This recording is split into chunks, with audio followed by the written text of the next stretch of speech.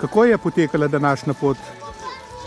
Moram reči, da sem bil izredno zadovoljen in vesel, ko sem prejel vabilo občine Ivančna Gorica za 25. pohod po Jurčičevi poti.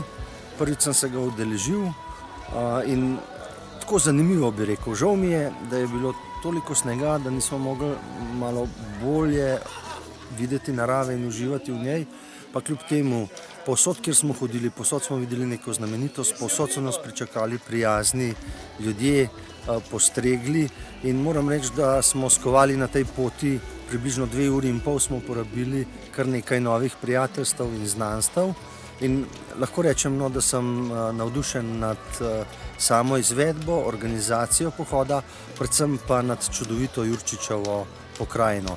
In upal bi se trditi, da je tudi od tod črpal svoje ideje. Odkje ste prišli na ta pohod?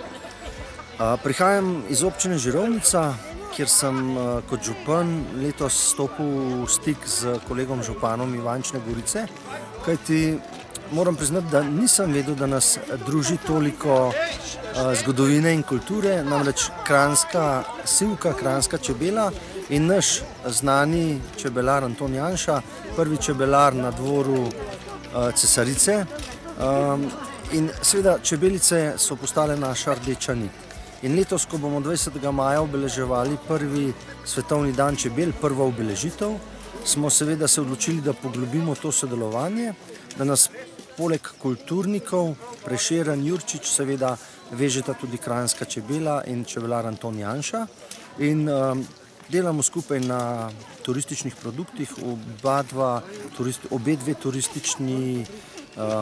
turistična zavoda, tako Ivančne Gorice kot Žirovnica, sodelujeta in snujeta skupne, bom rekel, turistične produkte, kjer bi tudi domačim in tujim gostom seveda pokazali zibelko čebelarstva, čebelnjak Antona Janša in seveda kraj, kjer slavijo kranjsko sivko.